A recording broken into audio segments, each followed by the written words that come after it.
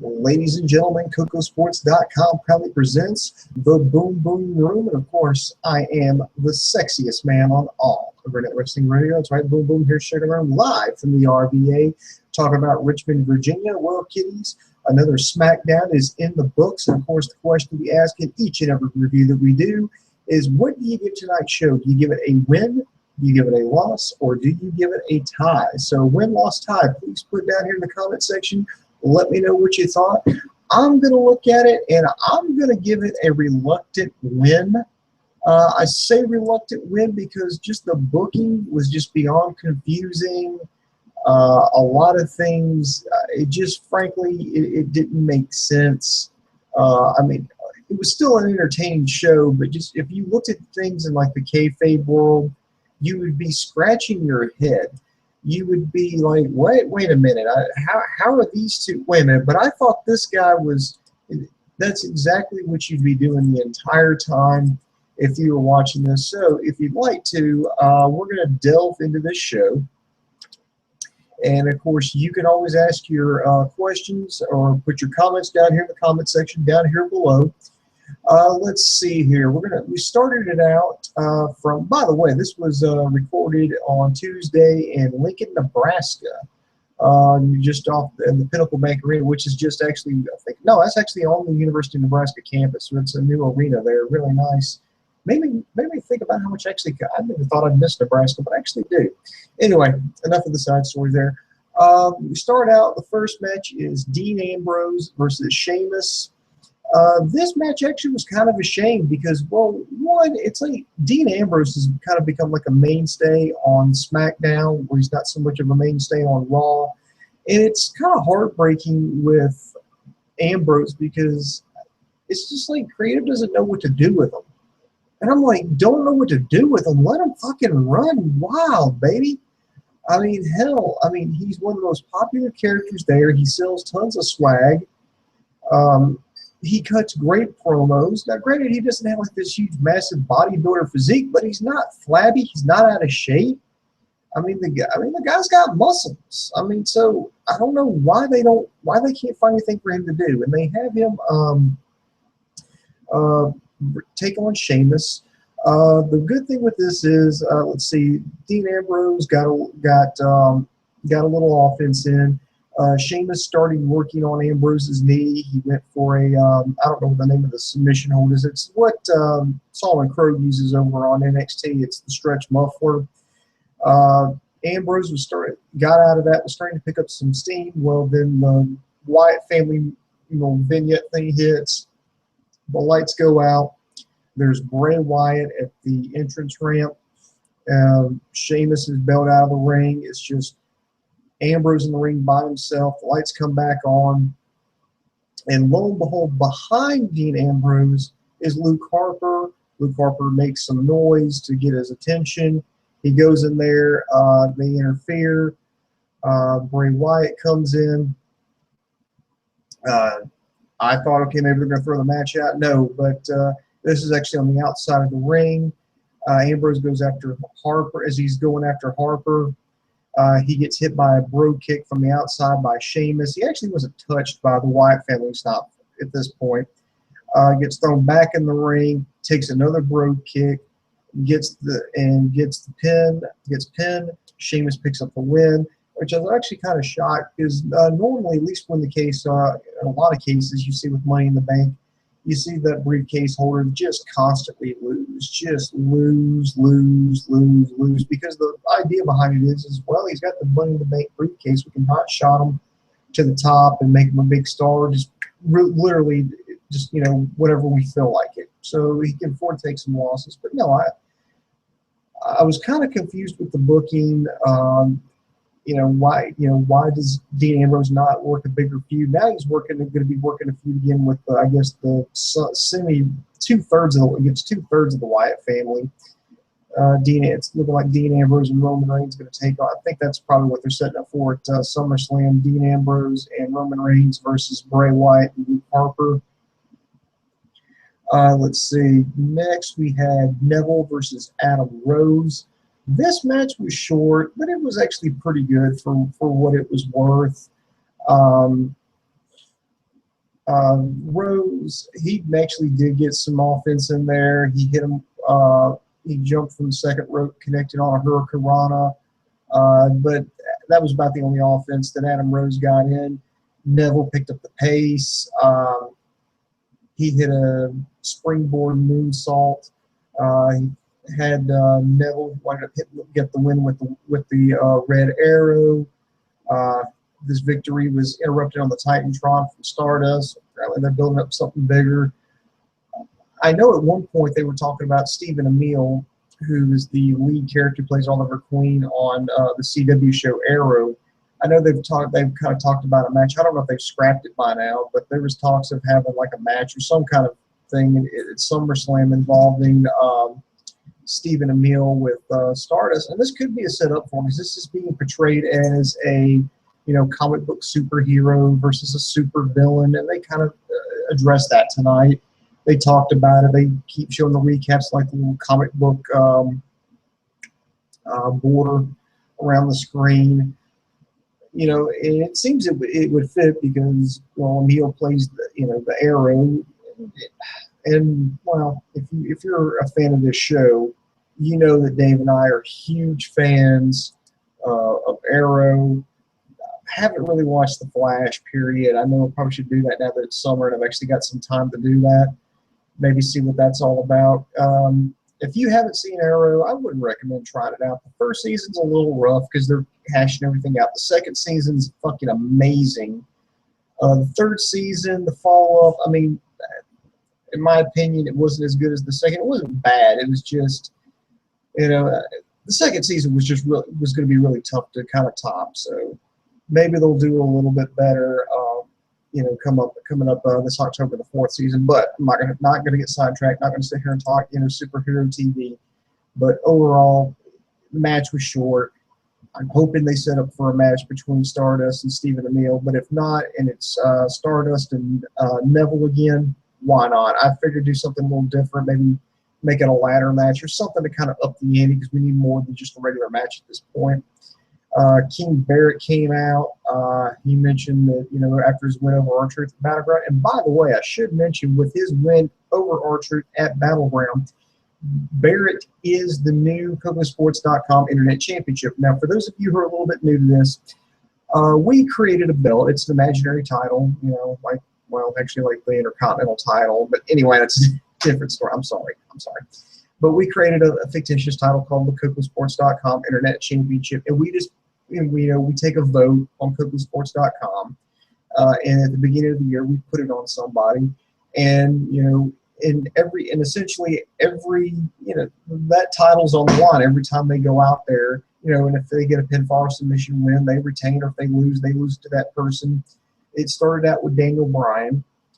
We lost track of it after Daniel Bryan forfeited. We kind of realized that about 3-4 fucking months too late.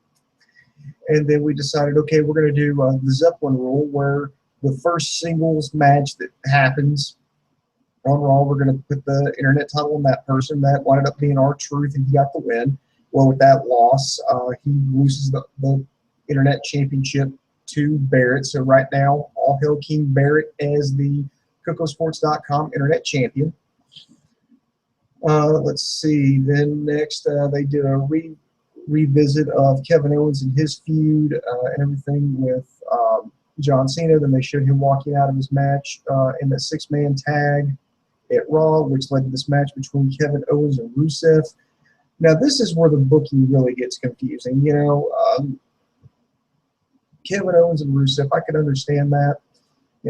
It follows up from Monday Night Raw. It doesn't drag down the storyline. But here's the problem with this. They're two heels. You really can't have heel-on-heel action. You got to have somebody to cheer for. Now, I think in this particular situation, on this particular night, Rusev played the babyface. Kevin Owens, of course, playing the heel. And R.I.P.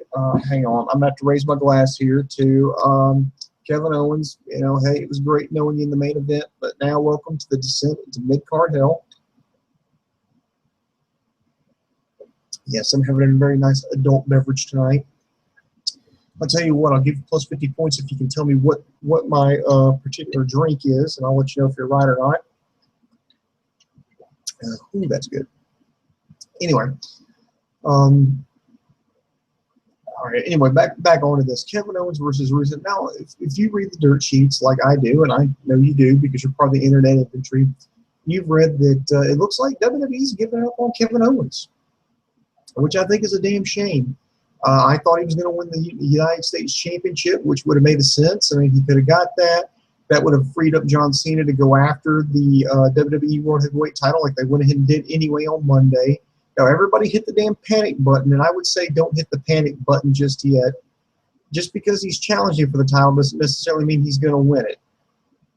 You know, it could just be another notch in Seth Rollins' belt until they can free up an opponent. Because right now, the main event, face it, the main event's not going to be for the WWE World Heavyweight title. The main event's going to be Lesnar versus Taker. That's going to be the main event. And if that's going to be your main event, I could understand maybe trying to downplay it a little bit. You know, trying to bump up the ratings a little bit going into the fall with Cena. I don't agree with it, but I understand.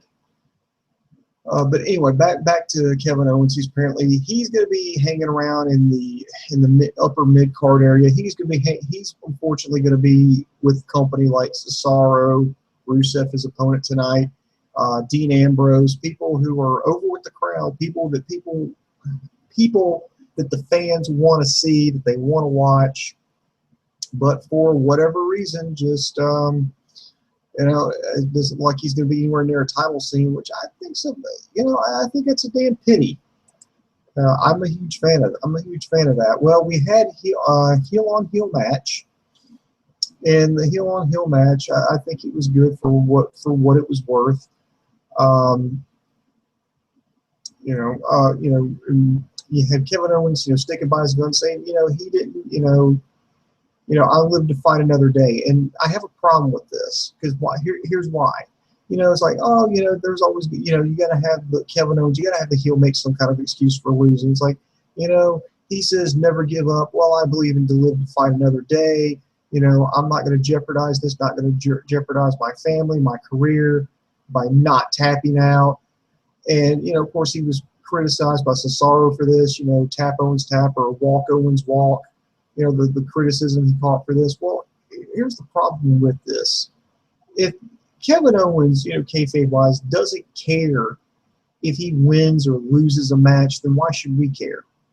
And I think that kind of attitude, that kind of gimmick they're putting on him right now is like the kiss of death. But anyway, we had Kevin Owens versus Rusev. Rusev actually looking good since he's come back. There was actually a funny spot where after Kevin Owens gave the cannonball to Rusev in the corner, he tried to pull him away from the ropes, and he was yelling. He's like, "God, lose some weight!" Thought that was fucking hilarious. But he had a chin lock. Rusev got out, hit a spinning heel kick, kicked Owens again. Was going for an accolade. Owens squirmed out of that, went to the outside, said to hell with it, walked away, and just got counted out. And on paper, I like the match, Owens versus Rusev, but just in execution, it was just horrible. Because you've got two heel on heel. Okay, that aside, you have Kevin Owens, like, I really don't care if I win my matches. I got to fight another day. It's going to be on my terms. And he just walks away. And it's like, well, if he doesn't care about winning or losing, again, why should we? And then you got Rusev playing the babyface role. Well, he's playing the role of like an abusive, controlling boyfriend. Why do you want your crowd to cheer for this guy? You got Summer Rae dressed up like his ex-girlfriend, kayfabe. I don't get it. I honestly don't get it. Next, we had Divas Tag Team Action. Naomi teaming up with Sasha Banks to take on the Bella Twins. Well, what are Bella Twins this week? The other faces this week, because at least to me, that's what they seem to be playing as. And again, this is more technically heel on heel action. WWE, I mean, my God, you need to go talk with Dave Coco. Dave Coco will tell you how to write a story. Dave Coco will tell you how to book a match. He will tell you how to advance characters, develop stories. because this just doing shit just for the fucking sake of doing it is just stupid. The match wound up being long. Brie wound up playing the person in trouble and trying to make the hot tag to her sister, which I was like, ah, shit, don't tell me they're working his faces this week. Sasha Banks got some decent offense in there. I love the knees in the corner. That's my absolute favorite move that she does, aside from the bank statement. But anyway, Nikki got in there. It looked like she was about to take out Naomi, but Sasha broke that up. Brie went in there to save her sister. Those two women went to the outside. See, Naomi, Tamina and Alicia Fox got involved and wound up taking out Tamina. They threw back in Naomi. Anyway, Nikki got the rack attack for the win. And I was like, okay, this was decent. I guess maybe the Divas champion needed to get a win to kind of stay relevant in this feud. But it was just a clusterfuck towards the end. I love Sasha Banks. I love her being on the main roster. I like Naomi. I love Naomi on the up there on the main roster. I wish she would change up her finishing maneuver. I hate the rear view. I just don't know how, even if the frailest one was like, okay, if my wife was wrestling Naomi, I just don't know how my wife running into Naomi's ass would knock her out, or at least incapacitate her long enough to get for her to be pinned for a 3 count. Because if you're running face first into someone's ass, I mean, that's the gluteus maximus. I mean, that's a lot of cushion. A lot of cushion. I'm not saying Naomi's got a fat ass. I'm not saying that. Not saying she's got some junk in the trunk. I'm not saying that. I'm just saying on the human anatomy, you, me, whoever, we've all got some cushion back there, and I just don't think that's enough to, it's not like taking a fist to the face. You're taking an ass to the face, and I really, I don't get it. But the match was just, okay. I don't like the way the Bellas have been booked on SmackDown.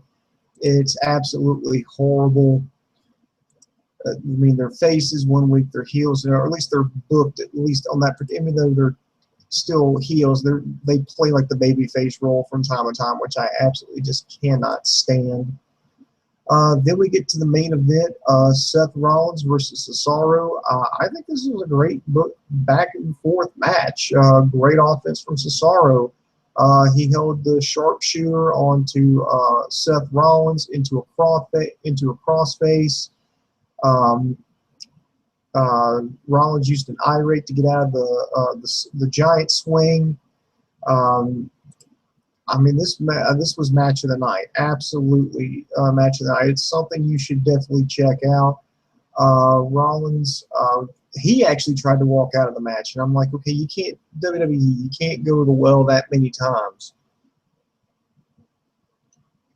I understand you can get away with it once, but you can't get away with it twice on the same show. But Cesaro cut him off. He hit Rollins with an uppercut. Anyway, Cesaro got thrown shoulder first into the ring post. Seth Rollins turned him around, hit him with the pedigree, got the win. Rollins take 2. As Rollins was walking out of the arena, Kevin Owens passed him, obviously upset at Cesaro's comments at him earlier in the evening. Attacked him, hit him with a pop-up powerbomb, and just laid him out. And that way we ended the show. So I would actually be interested in seeing a Cesaro Owens match. That would, couple of Ring of Honor alums going in. I know that would be a great match. I really would prefer Owens to have the U.S. title on him, but there's no sense in crying over spilt milk at this point. So I at least hope he stays relevant instead of gets the Adam Rose treatment or the Bo Dallas treatment. Oh, I don't get him. And okay, because if you're not going to get him and you're not going to do anything with him, go ahead and send him back down to NXT. He can definitely do a hell of a lot of work there. But I just don't know why they invested all that time and effort into Kevin Owens only to have him back in the mid-card section. I mean, he got a clean win over John Cena's first time out. He lost a close one in the second one. I thought, okay, now they're definitely going to have him go over in the rubber, but now, okay, you have him lose, and now you're going to send him down to the mid-card, and if you're not going to do anything with him, go and send him back fucking down to NXT. That's fucking bullshit. But, you know, most people are like, well, you know, why he went back down to the mid-card? Dun, dun, dun, dun, dun, dun, dun, dun. Yeah. That's why I've got my own issues with John Cena over this, you know. And by the way, I know he's listening here, but I wanted to say, Dave, I hate you. I really do. I hate you for being right. You were right about something. I mean, I was like, here's what Coco was right about. You know, I said, look, I don't hate John Cena as much right now because John Cena's doing what we wanted him to do. He got out of the spotlight. He went down from the World Heavyweight title scene. He wound up picking up a lower card title, which it was like, okay, if you want to be a champion, let him be like one of the lower card champions. Let him be the Intercontinental champion. Let him be the U.S. champion because he'll still have a belt. That'll be a good prop. The kids, hell, the little kids won't care. They won't know any better. They'll just know that he goes out there, does his stuff, and he's got a title, so he's really good.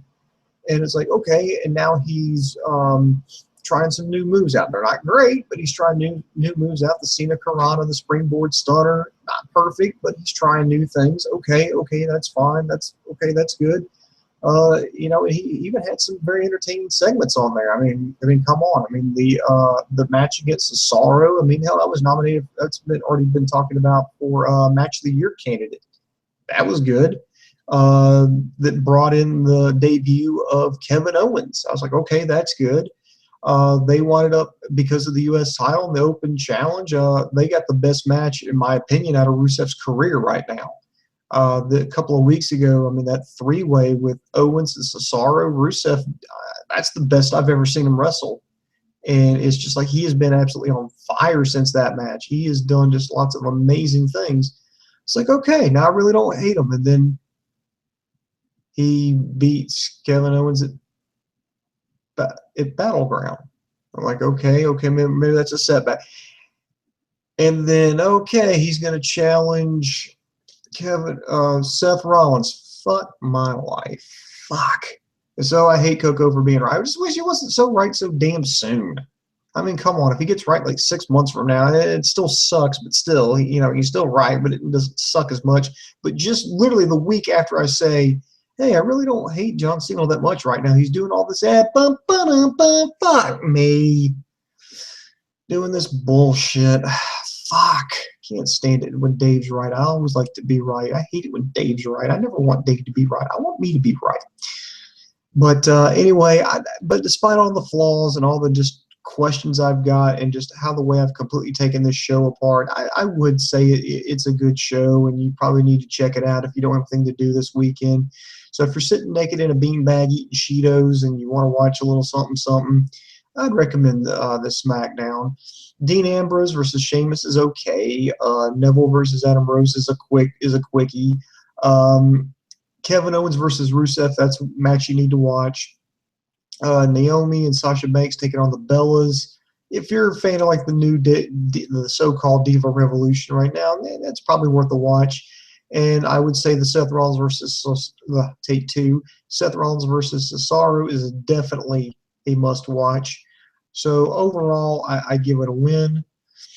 Definitely check it out. And let's see here. Let's see if we got any comments here, questions. Sorry, we were having some trouble with the links and advertising, so not everybody got all the advertising. All right, we did get a few. We did get a few here.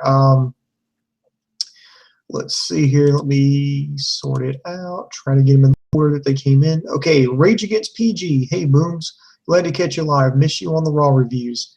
You know, I really don't miss doing the Raw reviews all that much. I was glad to help out Dave, like when I get like an unexpected off day, or when Dave had to put it off for me to do the Monday Night Raw review on Tuesday. Yeah, it was okay then, but you know, I really don't miss Raw all that much. I love doing Wednesday nights, the Wednesday Night War, the War Room, which we're gonna have one of those coming up soon. So I really don't miss Raw, but I love Wednesday nights. I love, being able to watch different products. all kinds of great wrestling I get to watch, and I get to go on YouTube and talk about it. I mean, that's the best thing ever. The main event was a quality match. I will agree with you wholeheartedly, sir.